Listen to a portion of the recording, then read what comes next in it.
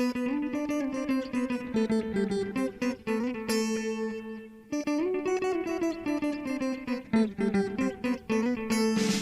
chers amis internautes de Jeunes Leaders Web TV.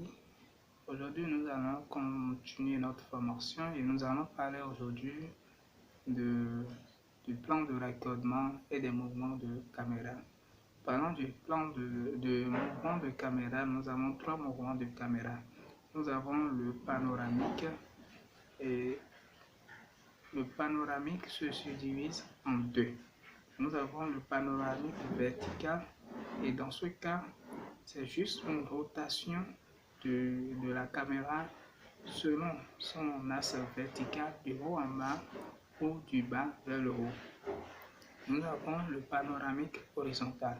Parlant du panoramique horizontal, c'est aussi une rotation de la caméra selon son axe horizontal de la droite vers la gauche ou de la gauche vers la droite. Nous avons autre mouvement de caméra, nous avons le travelling. Le travelling, c'est juste un mouvement de caméra qui consiste à ce que le reporter se déplace parallèlement au sujet qu'il est en train de prendre dans le même sens.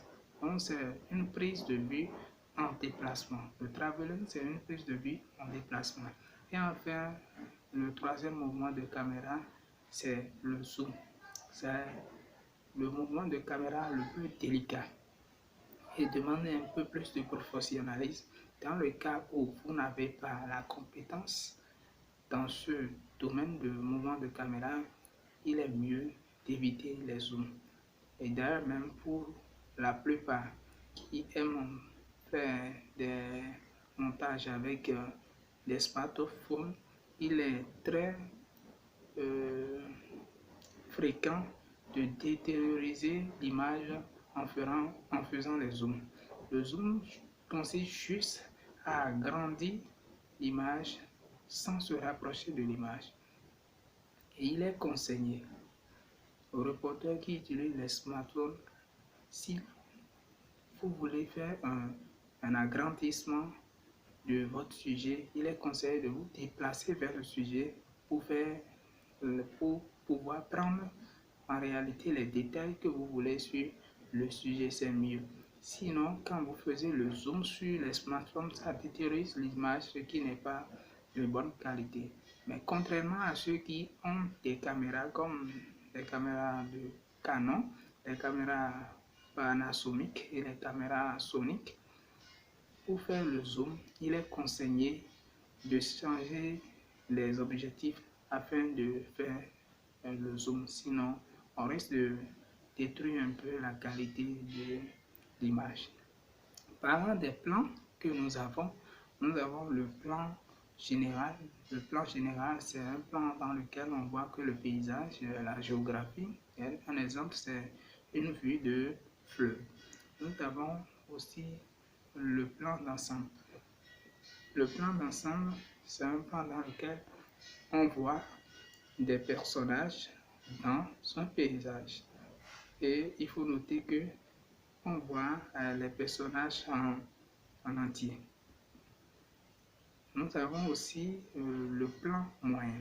Dans le plan moyen, nous avons une vue plus précise du personnage du haut en bas. C'est-à-dire le personnage est vu dans son entièreté. Une partie du corps n'est pas coupée et on voit plus le personnage que le paysage, contrairement au plan d'ensemble. Le plan d'ensemble, on voit le paysage et on voit le personnage en même temps. Alors que dans le plan moyen, c'est le personnage qui est privilégié et qui est vu dans son entièreté.